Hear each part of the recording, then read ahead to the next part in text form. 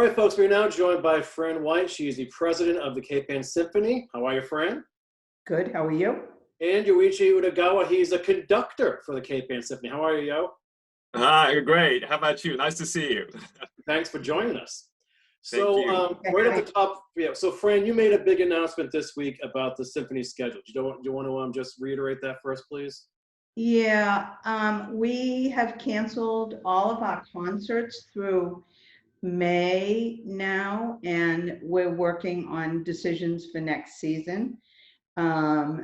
We had actually 4 concerts scheduled, one in March, 2 concerts of the orchestra scheduled for May, and we had a Musicians Unleashed scheduled for April, and none of those are obviously possible. And we will, our goal hopefully is to relaunch our series in October, but I guess there's a lot of factors that have to be considered before we really understand what that's going to be. As with so many groups, I think. Right. We were talking with Yoichi before we came on about all the alternative concerts people are giving these days. And I know you're not quite up to that at this point. You're just dealing with kind of the whole atmosphere. But do you think you'll think about that? Either streamed concerts or pay-per-view concerts, that sort of thing? I don't think we would do pay-per-view concerts, but we are working with our musicians to do, for our musicians to do concerts we can post on Facebook. So we are working on that. We this week posted a post of our youth concert, which was really well received, especially with the kids home. I think I got so many emails saying how much people appreciated that. So we are going to try to start posting more and writing emails, and our musicians will do some new music. And we're just working with our musicians now to get that going. And Yoichi's helping with that, trying to see if we can do something where maybe we bring all of them together virtually, and that'll be our final goal. So we are working to get there. So, and what is the musicians' morale these days? I'll let Yoichi answer that because he has more contact with them. Yeah, I mean, I think that, you know, the morale is very high, and but obviously, like so many other people right now, it's a particularly difficult time for musicians because most of them are self-employed. And this, you know, the opportunities to perform, that's the work, and to play for gatherings of people, to do concerts, and all of that is on hold right now, understandably. But the morale is good, but I think everybody is itching, and including me, to get back to work and to perform and share music, because that's kind of where our heart lies. Yoichi, I was going to ask, do you know of any like relief funding available for musicians?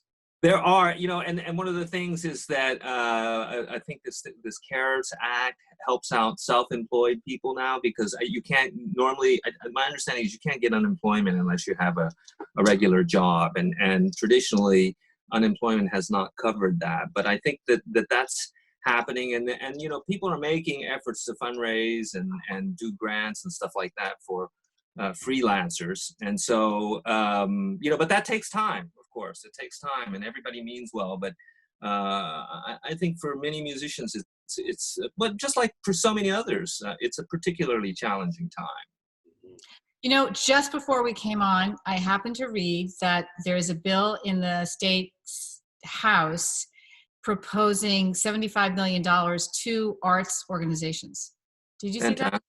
I did not know about that, but that's fantastic. By the state or by the federal government? It's a state. It's a Massachusetts. It's in the Massachusetts State House right now. It was a bill filed by a representative from Lenox, Massachusetts. Wonder why? And and another rep, and it's for nonprofit cultural organizations. $75 million. That'd be great.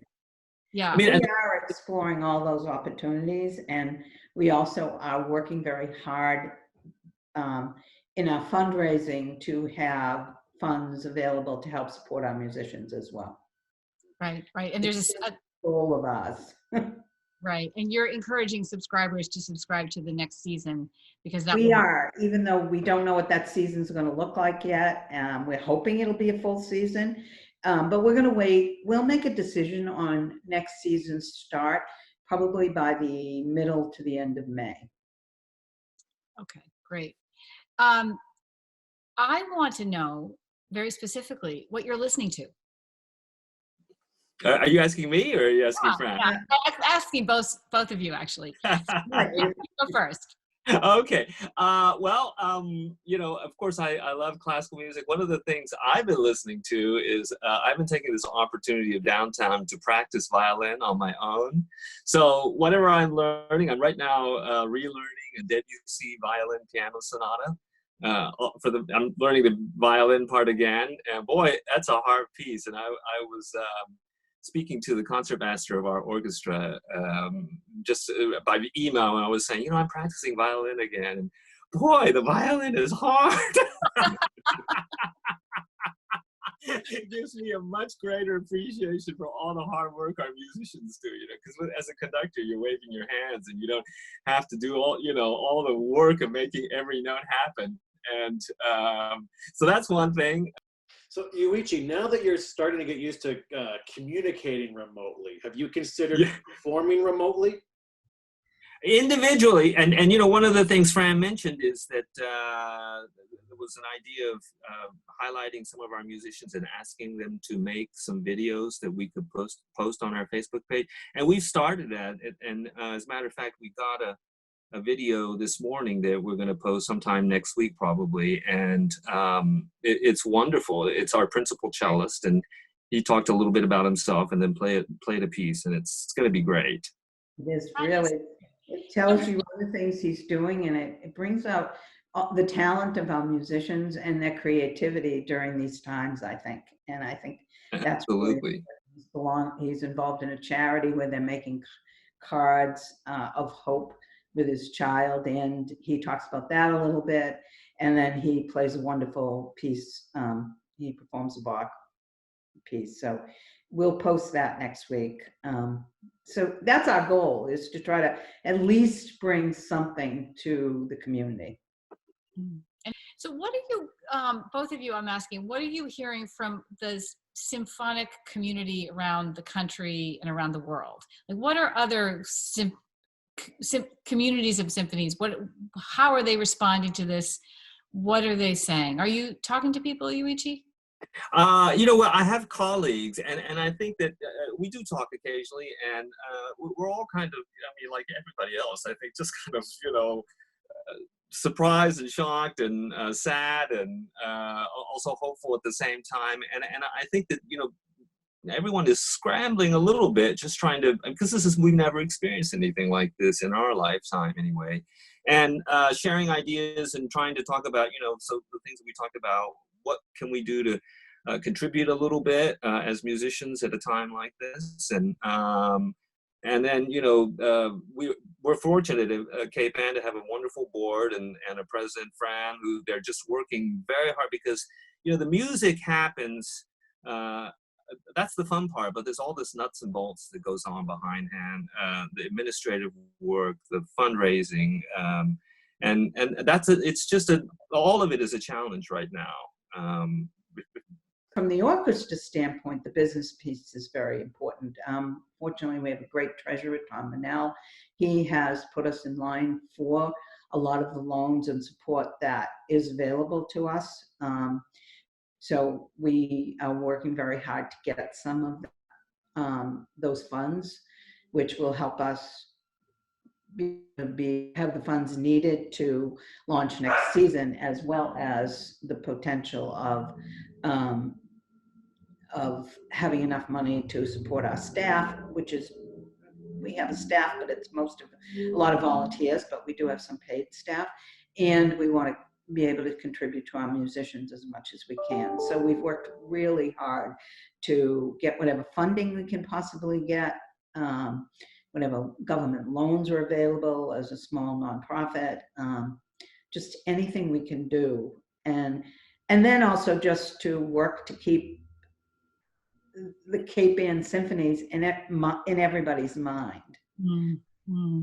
I think the challenge is going to be how, even when we start opening businesses, how soon are people going to feel comfortable being in a large group? And I think that's going to be the biggest challenge we have going forward.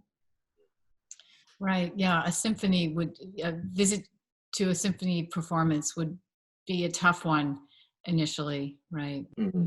And yes, the arts are going to play in these large gatherings, play such an important role in the healing process too. Right. I think that's right, except how do we, even if we say, you have to figure out if they say, okay, sell half the house because we want social distancing. People are walking in, they're in the lobby. I don't, if we can only sell half the house, we have to decide whether we can afford to run a symphony and only sell half the house. It's not that simple. The costs are high. And, we look forward to trying to sell out. And if we had to be only selling half the house, and I still don't know that would work. I don't know that you still have social distancing. Right. Yoichi, I wanted to ask, what do you miss about performing? Oh, well, there's just so much to it. I mean, one of the great things about working with an orchestra is the social interaction. Is that an orchestra is a group of highly trained, highly focused musicians that, and we always work in a very collegial atmosphere. And it's that camaraderie and that looking to do something together and to focus on the music together, to encourage one another, to listen to each other. It's a incredibly social experience, and for anyone who enjoys it, like I do and like most musicians do, you miss all of it, and of course the glorious music that happens that only can happen when you have all these people literally come together, and we're physically close. We're right next to each other, and it's all a lot of listening and concentrating on what you're doing and give and take, and so. And that's a wonderful experience that you can only feel when you're doing it, and I miss it terribly. But what can you do at a time like that? So we got to continue to be hopeful and be optimistic and take advantage of this time to practice on my own skills, and I'm sure the musicians are doing that too. And just be prepared for when the opportunity is to come roaring out of the gates. That's how I'm looking at it. Do you have a message for the followers of the symphony, music lovers in general, in the meantime? Oh, well, yeah, sure. I would say, let's all be hopeful, and I think we have lots of reason to be optimistic. There are a lot of smart people out there trying to figure out a cure, a vaccine. People like Fran testing, and lots of people of goodwill. And so I said, let's keep our spirits high and look forward to a time when we can get together again and share music. Beautifully said. And Fran, if people want to learn more about the symphony or help out in any way, how can they do that? Go to our website. I also, in the letter I wrote, my own email is on there, and I'm happy to have people reach out to me individually. Anything we can do. We really appreciate our patrons and their commitment to us, and we know we wouldn't be here without them. And I think anything that anybody wanted to help, we're very happy to listen. It's hard because I don't think there's much people can do right now, other than we really are looking to increase our social media presence. And there could be people in the community who'd be willing to participate in that. We'd love to hear from people like that. Well, Fran White and Yoichi Udagawa of the Cape Ann Symphony, we appreciate you both spending some time with us. Stay well, and we would love to actually continue this conversation someday if you would do that with us. Thank you. Let us know when. Violin. Yeah. Thank you. Yeah. Thank you. Thank you, guys. Thank you very much.